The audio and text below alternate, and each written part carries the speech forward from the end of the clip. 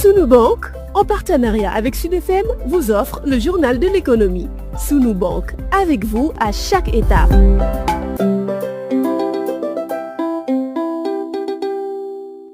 Bonjour, faisons plus ample connaissance avec le matériel destiné à l'agriculture et à l'agroalimentaire avec Ibrahima Diop. Il est ingénieur électromécanicien, expert en conception et fabrication des équipements de transformation des produits agroalimentaires. Quand on parle de matériel agricole, il faudra qu'on puisse distinguer pour quel type de spéculation. Il y a des matériels agricoles destinés pour la production du riz, comme le Nord, et en général, les équipements que les agriculteurs utilisent très souvent sont les batteuses à riz qui permettent d'avoir du riz en blanc et les deux côtés à riz. Les batteuses à riz sont fabriquées par les artisans locaux dans la vallée du Sénégal. Le riz, on peut le transformer pour avoir d'autres types de produits, notamment des riz étuvés. Ça sont des équipements standards qu'on peut trouver un peu partout dans le Nord. En ce qui concerne la transformation du mil maïs sorgho vers le centre, avant les batteuses à mil, il y a les charrues, les semoirs, qui sont des équipements destinés au travail du sol. Les deux côtés qui permettent effectivement de séparer le son de la graine. Les moulins à mil qui permettent de faire la transformation primaire, c'est la production de farine. Et la transformation secondaire qu'on appelle très souvent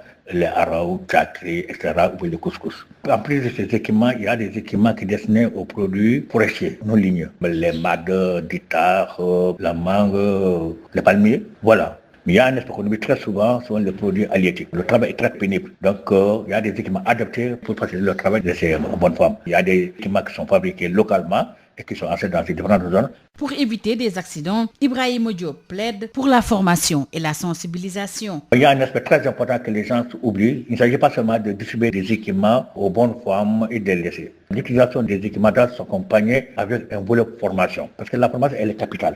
En ce sens que ça permet d'éviter les accidents. Les équipements sont des équipements qui fonctionnent avec des moteurs électriques ou des moteurs diesel. Et ces moteurs tournent à des vitesses très très importantes. Donc il y a des techniques qui sont adoptées quand on manipule ces équipements pour éviter des accidents dus à des surtractions ou bien les bonnes femmes qui portent des grands bobos soient entraînées par le courage de ces machines. On a très souvent dans certaines localités du pays des accidents de ce genre. Pour les éviter, il faudra que ça soit accompagné avec de la formation. Et puis très souvent, nous conseillons d'ailleurs aux fabricants des équipements de faire des consignes de sécurité qu'on doit distribuer aux utilisateurs afin qu'ils savent quels sont les points critiques sur lesquels on doit mettre l'accent pour éviter les accidents pareils. Il en est de même à l'entretien de ces équipements. Quand nous prenons par exemple les équipements qui sont destinés à la transformation des produits halieutiques, il est conseillé d'utiliser des équipements en inox alimentaire parce que le fer n'est pas adapté et que l'inox alimentaire doit être nettoyé après chaque utilisation pour éviter certaines contaminations des batteries. Là aussi, ce sont des équipements qui fonctionnent avec des moteurs électriques ou bien des moteurs diesel. Il importe quand même que les gens soient formés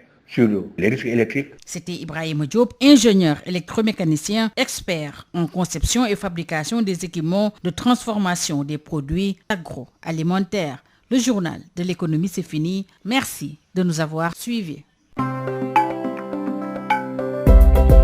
Sunu Bank, en partenariat avec Sud FM, vous a offert le journal de l'économie. Sunu Bank, avec vous à chaque étape.